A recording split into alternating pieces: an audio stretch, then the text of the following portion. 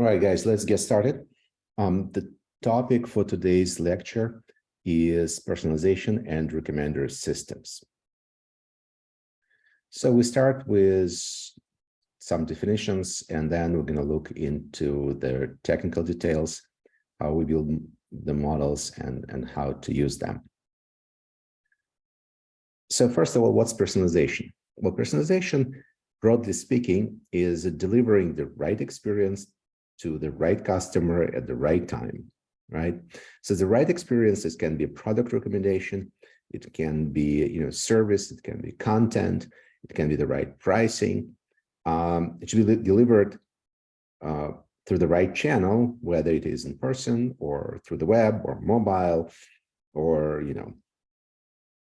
whatever, through the socials, whatever is working, and at the right time, right? It should depend on the location, it can depend on the weather, it can depend on the time of a day or a day of a week, or being delivered in a certain sequence. So again, it is delivering the right experience for the right customer at the right time and place and through the right channel.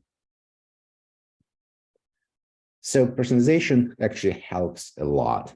And, we know it from our own experience, probably, when you feel that the offer is just right for you. But, there is also statistics and research that tells us that, both customer spending, like in this case, for example, the number of items being purchased typically, and the value of the orders, and overall satisfaction of the customers increase with the level of personalization. So, the segmental one is extremely powerful approach. It's hard to do it, but it definitely generates additional value. And this is an example for retail, but it's not only about retail. In order to deliver personalized services, it requires to build an integrated approach where there is, definitely data and analytics, data about the customer and modeling. You need a proper technology to actually deliver the offers right, in the right moment. But it also need to train personnel in the way of working to actually make the use of personalization, and overall, to make value out of it. And so what we do see is definitely a fast impact, high incremental revenue, and overall better experience that clients get. So technologically speaking, you need to build a platform to actually be successful at this. And, there might be multiple data sources, some signals, some known, unknown data sources, and known and unknown customers, the personalization offers can be delivered through various channels. It can be email, it can be mobile, it can be advertising, through website, response to search. And at the heart of it, there should be some technological sort of ecosystem, right? Which will consist of information on the customers, like historical data, potential content, that will be generated for advertising purposes, and the actual analytics platform, an engine that would tell you what offer to create for which customer at what time.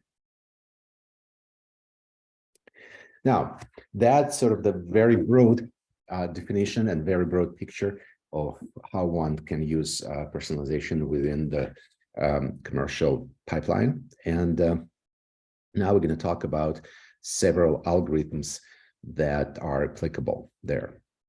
So we start with a very simple, very straightforward algorithm, which is in fact not personalization, but a sort of precursor to personalization. It's called, but it's absolute sort of classic, and you need to know it. It's called market basket analysis. It's a technique that identifies the strengths of association between pairs of products purchased, and then building association rules. So, for example, you can see here the data, and this is a point of sale data I show here on the slide, which is transactional data. And notice that there are, it's highlighted by yellow, the items that are purchased in a single purchase, right, in a single transaction. And if you notice, it is hot espresso and muffin, right? Or and subcategory hot espresso and muffin, it's, you know, latte and muffin, right? And so the point is that those items can come together. Now, this is not personalization in the sense of, you know, particular customer preferences. We're not talking here about, you know, individual customer, but we're talking about here product association. And when you have this information, you can actually use it to suggest a customer to add an item to their, for example, basket, or even place those items next to each other on the shelves. You know, like beer and chips, they usually go next to each other on the shelves, on the store shelves, because people purchase it together. Or bread and milk, and you know, like if somebody purchases latte, you know, it's probably a good idea to offer him a muffin if there is no deeper personalization system available, right? So this is like sort of the first level of personalization, you know, based on this market basket analysis. And you can use it like for cross-selling of items, right? Purchase this, purchase buy that, you know, for the placement of the product in the store, or for promotions based on affinity. So, you know, promoting one another. So how does this work? Well, the idea of those rules is quite simple. It's really, you try to compute a conditional probability of purchasing, you know, second object given the first one, right? So probability of purchasing Y given X. Here's an example. You know, there are database with 5 transactions, 5 items, and you might notice, for example, in the first row, there is milk and bread purchased together. On the 4th row, there is milk and bread purchased together. On the 5th row, there is a bread purchased. And let's say I want to come up and check the rule that if somebody purchases milk and bread, then they will purchase butter too. So in some sense, I want to calculate conditional probability of purchasing butter given that milk and bread has been purchased. And you can do it from this data. You can calculate, you know, what's called the support, or support is the probability of purchasing an item, you know, out of sort of all items, right? And you can calculate the probability of purchasing 2 items, which is in this case milk and bread, and then you can actually calculate the conditional probability, or sort of the, you know, in this case it's the confidence. It's called confidence of the rule. You know, you have milk and bread. What's the probability that you're going to purchase butter, right? And so the confidence in this rule is 0.5. And then there is also a notion of lift. So how presence of one affects another. So you can use that or confidence.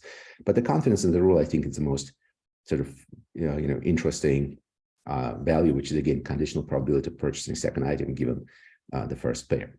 Now, the challenge with association rules is actually in computing them, because as you can imagine, there are millions of transactions and there are, you know, tens of thousands of different items. And so it's actually pretty hard to go and, you know, just calculating this, you know, all possible combinations are really impossible, right?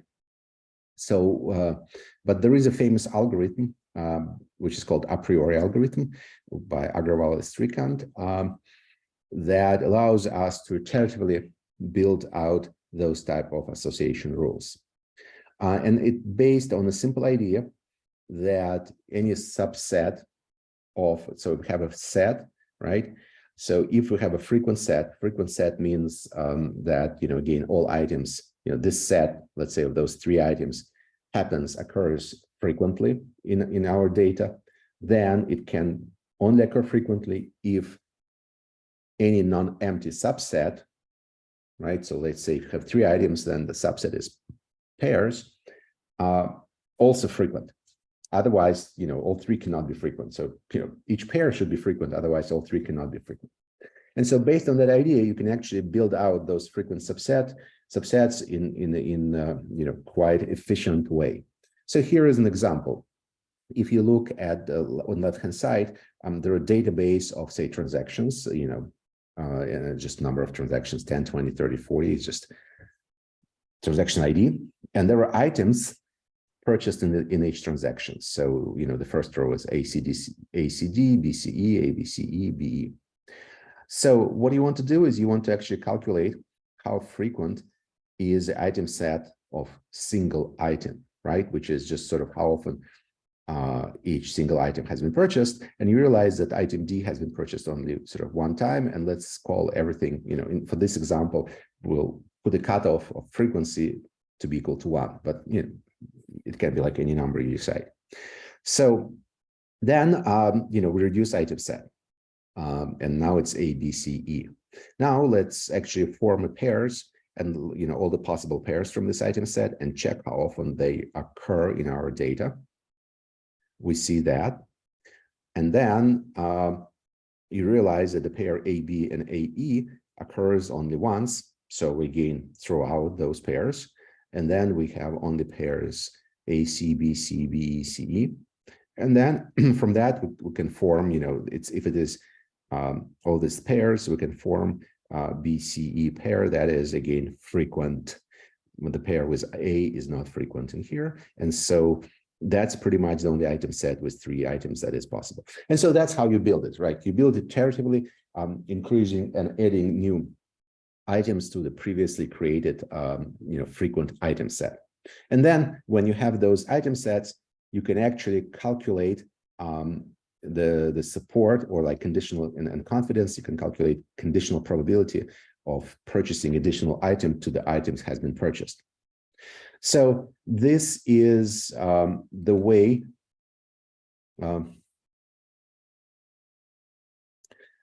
I'll get to questions a little bit later. So this is a way to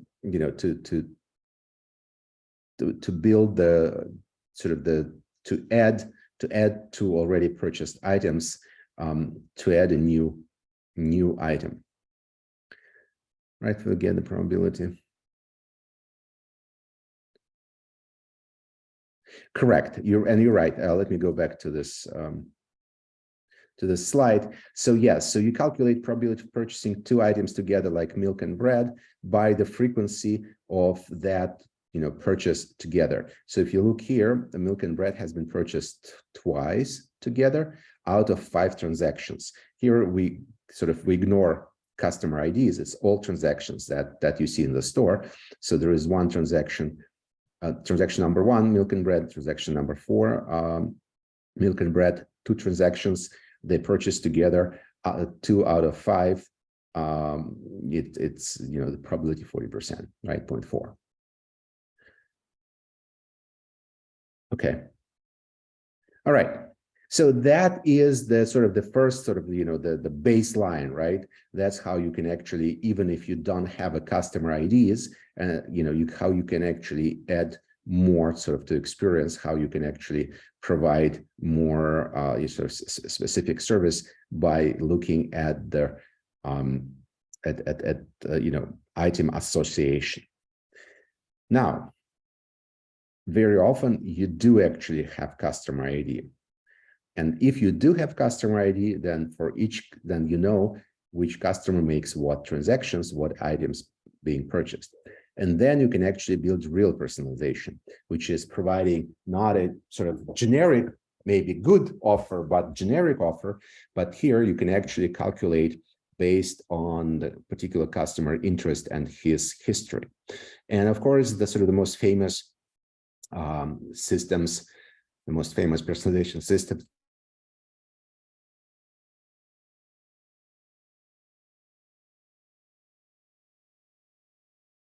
So the most well-known recommender systems, and it's called recommender system. It's a sort of a discovery engine that allows you to find to find the best offers, the best items to offer for a person. For the first time it was done on Amazon. And pretty much, people attribute the success of Amazon to the recommendation system and Netflix, right? And right now, of course, pretty much any music service, any store any and every store has some sort of recommender system. But in fact, a lot of other traditional brick and mortar stores, with those that have loyalty programs, loyalty cards, they also use recommender system underneath. Like, for example, Starbucks does have a very strong recommender system that is used to offer you sort of, cross-sell to your coffee, sort of other items. Now, why is it important? Well, because with association rules, it's frequent item sets, right? And it's not personal. It's sort of general across all the purchases made in the store. But what happens often is within the products, we do have very popular items, which are usually everybody's buying, and they're like sort of, clearly on a view. And then there is a very long tail of items that are available for purchase, but they might not be obvious for a customer that they exist, or that he can actually buy them. And so the goal of recommender system is really in this discovery, right? In offering something that is maybe not quite obvious. And in fact, the power of online services, whether it's say Amazon, bookstore, or say movie renting system, is to offer customer, so you cannot have those items in large quantities. They're rare items, but there is a large variety. And so the job of recommender system is to pick up item from this long tail, because if you look at this picture, the area on the long tail, if it is popularity on one axis, products on the other axis, like the area is sort of proportional to the revenue the store makes from selling it. So the area under this long tail, it can be actually even larger than under the popular products. And that's sort of the basis for a business of online retailers like Amazon. So recommender engines, because it is so critical for Amazon, actually the first paper on recommender system has been published by Amazon. In fact, I believe it was like 2003. And the authors talked about two approaches to recommendation systems. One is called collaborative filtering. The other one is content-based filtering. The idea is that in collaborative filtering, the idea is you actually look at the users similar to a person, right? And based on their purchases, thinking that, okay, well, those two users are similar, we're going to offer to the second user, for example, to the other user, the purchases of the first user. Now, of course, you need to do it not on sort of, person-to-person basis, but you're thinking about, a user being similar to a bunch of other users. Then you can collect whatever has been purchased by those users, and it hasn't been purchased by your selected user, and gave it as an offer. Then the question is how you actually find the similarity in between users. And the similarity can be found through their purchasing history, right? Similar purchasing history, similar users in terms of their interest. Content-based filtering is similar to that, in the sense that we still want to base our recommendations on the sort of purchasing history, but this in a content-based filtering, we actually try to build similarity between items, and then knowing what somebody purchased, we offer another item, in some sense similar to the first one, but similar can be, similar because other people who purchased one item also purchased the other item. So similarity in this sense. So you don't go into analyzing, the text of what's in there. So in order to do this, we can think about the purchases, the transactions, look at them as we would look at the graph. And it's going to be a bipartite graph, so graph that has two types of nodes, user nodes and items node. And user is purchasing items, and so it's a bipartite. That means the nodes of one type is only connected to the nodes of another type. And so this is called item users bipartite graph or purchase graph. In fact, by looking at this graph, we can actually build two other graphs. We can derive those, or it's called doing the projection, where you can actually build a user-user interaction graph and item-item projection graph, right? It's user-user projection or item-item projections. User-user projection means by two users, A and B, connected if they purchase the same item. And usually it's weighted graph. So the weight on the edge is how many common items they have purchased. On this picture, user A and B both purchased items 1, 2, and 3. And so the weight on edge A and B will be 3. If we look at the users B and D, they have only one item in common that they purchase is number 4. So the weight is 1. Analogously, we can build an item-item projection graph where we connect two items if those two items has been purchased by the same user. And the same way, if there are more users purchase that items together, the weight on edge will be higher. So for example, looking at items 1 and 2, there are two users, A and B, that purchased items 1 and 2 together. So the weight on edge in between 1 and 2 will be 2. At the same time, items 4 and 2 has been purchased only by the user B. So the weight on edge between 4 and 2 is 1. All right. So we take the transactional graph and we can actually build user projection graph or item projection graph. Sometimes it's called user-user graph and item-item graph. So how does the collaborating filtering work? Well, it actually, there is this algorithm which is called user-based top N recommendation algorithm. The idea is that we build this user projection graph. And so for every user, it is connected to other users that purchased the same item as you selected user. And the weight of the connections tells you the overlap in terms of the item that has been purchased by those users and the selected user. If you're looking at user A, then he's connected to user C and B. The weight is 1 and the weight is 3. So there's a bit stronger connection with the user B than with A, but still there's two users. And so then what you do is you actually look at what has been purchased by those users, right? What item they have purchased. Then what you do is you actually aggregate that and see that users, and here it just shows that there are 4 similar users, right? Not 2, but there are 4. And then what you do is you aggregate the items and just count. And then you rank the items by the count. Then there is one last step, which is not shown here. You subtract the item that user A has already previously purchased, and this is your recommendation list. Very straightforward, brute force, but works like a charm. So that was literally the first approach to recommender systems that was designed at Amazon.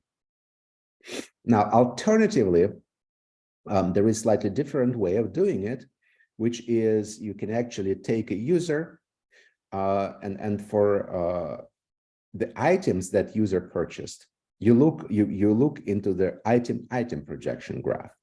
So this graph actually looks at the similarity between items.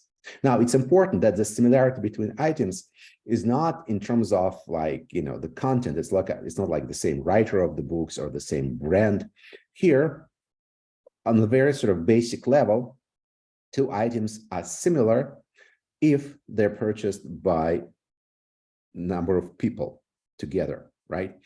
So, or together means not necessarily, the same time, the same way as like in the basket analysis, but just purchased in general, right? So somebody purchased item 1 and sometime item 2. So the person possesses those two items. And so, with item 1 and 3, there are two people who actually have both of those pair of those items.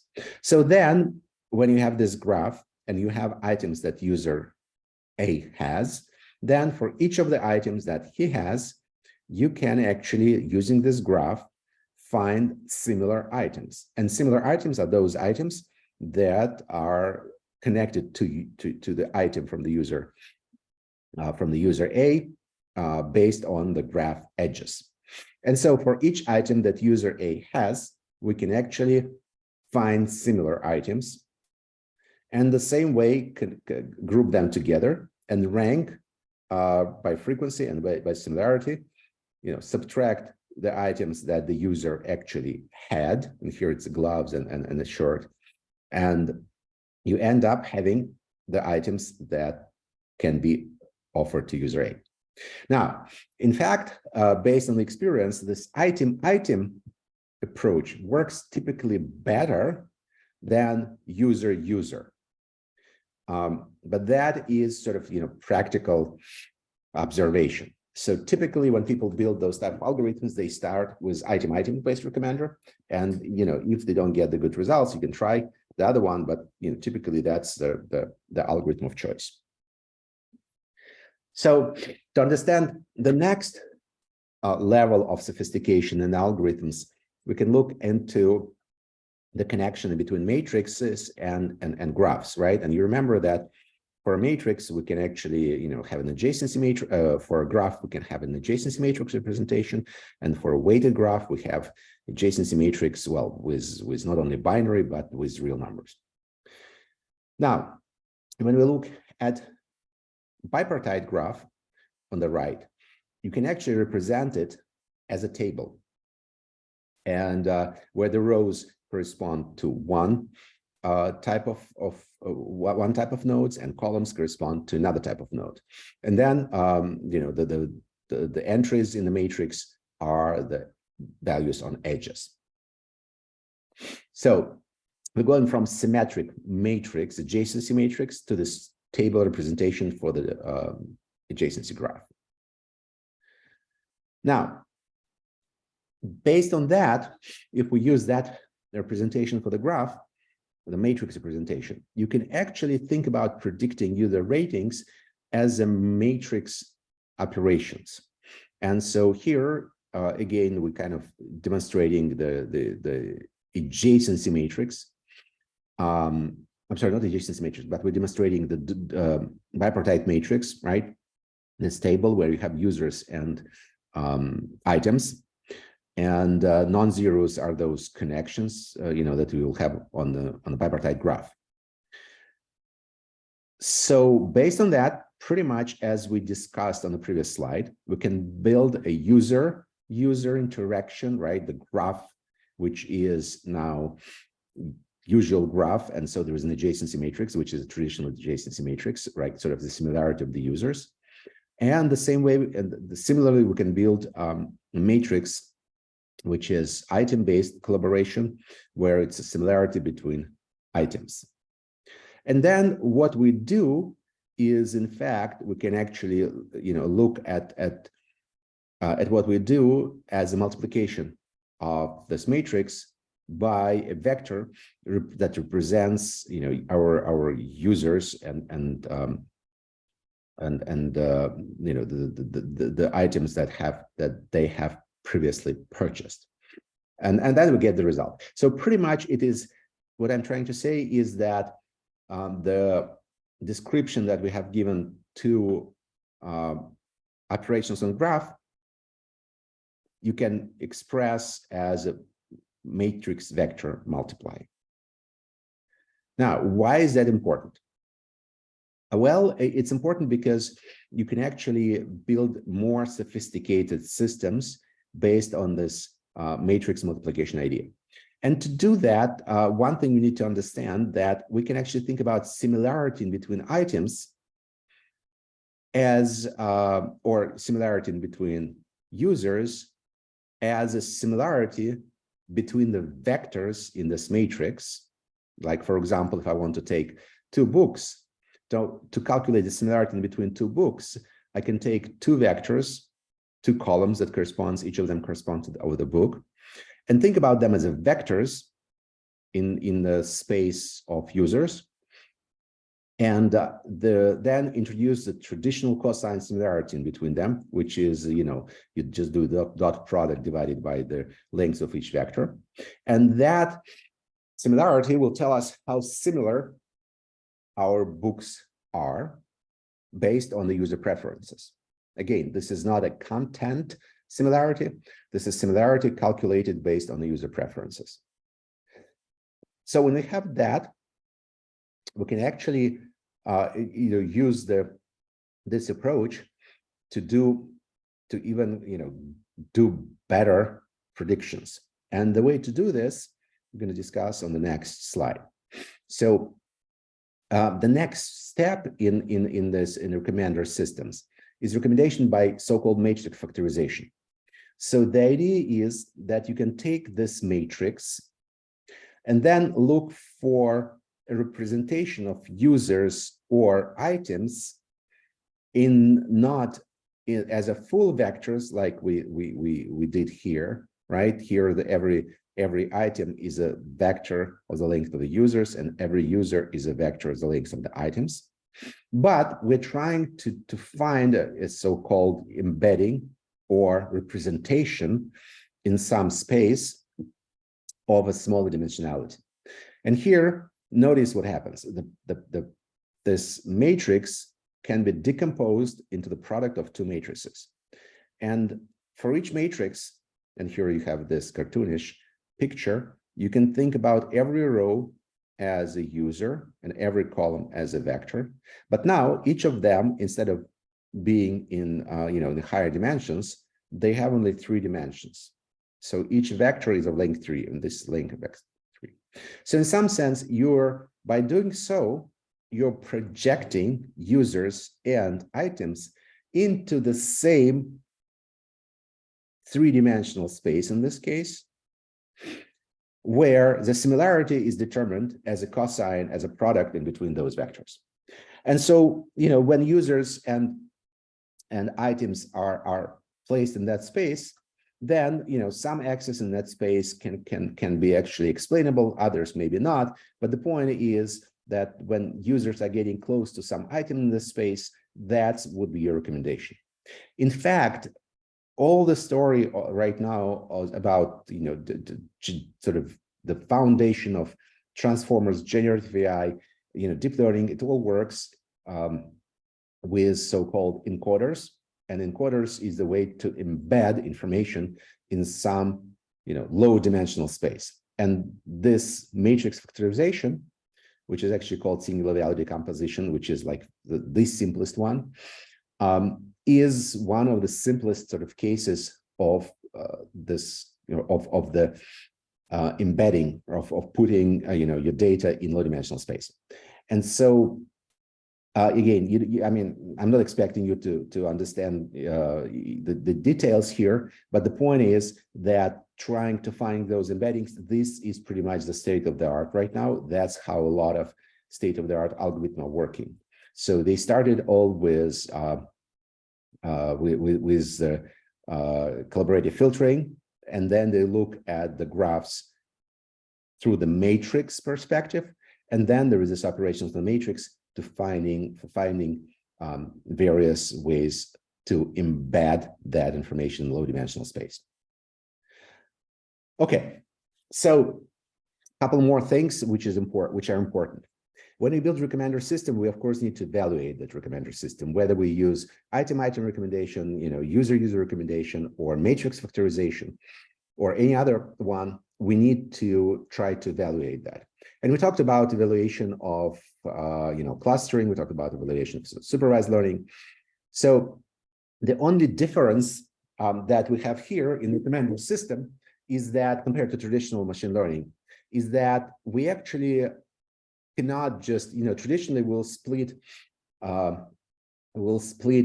our data based on just samples, right? We take some samples, 80% of samples in train and 20% of samples in test. Here we need to be more careful. And so what we need to do is, if we have like user item matrix, we actually hide away some of the results by some users and hide off, so we go through, we do not just split, say, for example, by users or by items. We actually take the entire matrix and take a sub-matrix of it, like, we'll hide some of the items and, expose them for testing, right? So it means you don't completely remove a user or you don't completely remove an item from the training set. The training set should see all the users and all the items, but for some user, you remove some of the items the user purchased. And then for that user, you will try to predict the items that has been purchased. Now, in terms of the metrics, yes, we can actually use the traditional RMSE, but it's more, more often that that information retrieval metrics are used in this case. Information retrieval metrics here are the precision recall or F1 measure. So what are those measures? These are the measures that are being used typically in search engine design. And the idea is that you want, whenever you retrieve documents, you want to understand how many documents are actually relevant to you, right? And the second is out of all the documents retrieved, out of all the documents relevant, how many of them you actually retrieved. So mapping it onto recommender system, let's say you got 10 movies recommended for you. So first question is the precision of recommendation. So how many of those movies that recommended to you are actually relevant to you? Okay, so that's called precision. If it is 100%, it means all 10s are relevant to you. If it is 20%, it means 2 out of 10 movies are relevant to you. Very simple metric. The other metric, which is called recall, that actually tells you out of the relevant documents and retrieved documents, what percentage of relevant documents you actually retrieve. So if you retrieved 10 movies and overall there were only 10 movies relevant to you, and you retrieved 10 relevant to you movies and overall there was only 10 relevant to you movies in the database, then it's 100% recall. But if you retrieve 10 movies that are relevant to you, but there are 50 movies relevant to you available there, then recall is 50%. Okay, and so these are metrics that being used in information retrieval, and these are metrics often being used in recommender systems. And then there are also additional sort of modification of this metric and the precision at K, for example, if you return K items, sort of what is the precision, what is the recall. So overall, with the recommender system, there are really sort of 3 levels of recommendation system, right? So the first generation, which goes back to 2000, is this collaborative filtering, or you can actually add content to the collaborative filtering. For example, if it's a book or there is a description of an item, you can actually add all of that in the sort of first generation recommender system. Now, the second generation is this matrix factorization, when we start using matrices to do the prediction, and we quickly talked about it. The third generation is really learning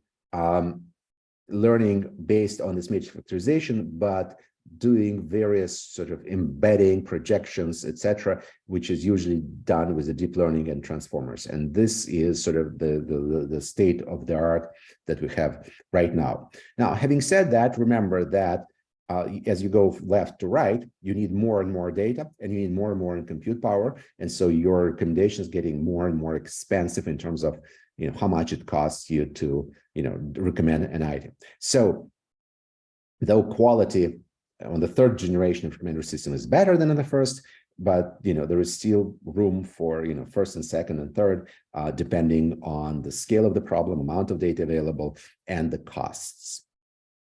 So finally, we talked about 2 things. We talked about association rules and recommender system. This is example from Amazon that shows you that there is frequently bought together items, right? And that's association rule. So it doesn't matter who you are, this will come back to any customer in the system, because typically coffee maker and the coffee grinder, they usually being bought together. So coffee pot, right, and coffee grinder being bought together.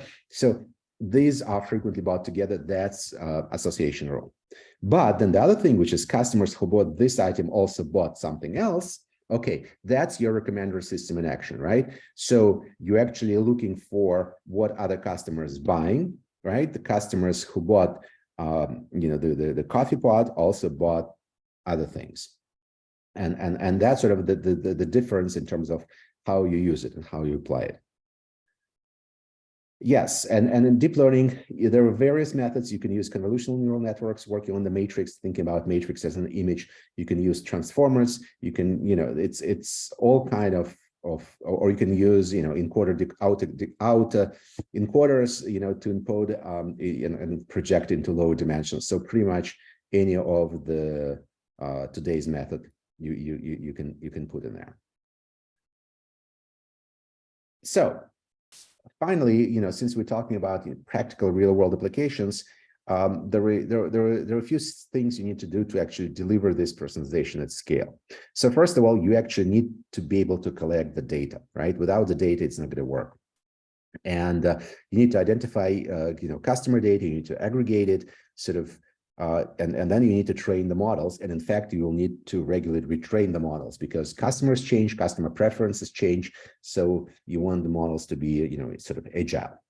Then the models is like really sort of something in the domain of data scientists, but then you need to productize it. And so you need to build this technological ecosystem that will allow you to use the models and sometimes to use them in real time to actually deliver messages to customer or deliver offers. Again, it is much easier to do on a website, right? On a web store than in a physical store, but there are a lot of things done in the physical stores. And then typically you actually need to generate some sort of templates for offers and messages. Now, interesting part here is it used to be that you build those templates. Today, you can think about using generative AI to actually generate them on the fly, those personalized messages.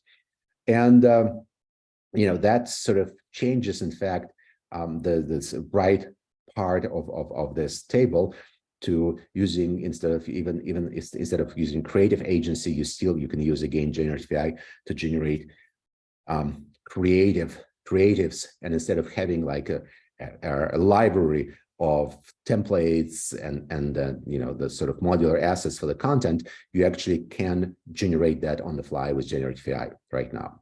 So that's actually adds very interesting twist for personalization services and makes it even less sort of people dependent and much more engineering and data science and AI driven. And one last thing, again, want to recommend a great book, Mining Massive Data Sets, where you can read more about how to build how to build recommender systems and how to build market basket type of things, how to use those algorithms. And with that, we are done. Any more questions for today?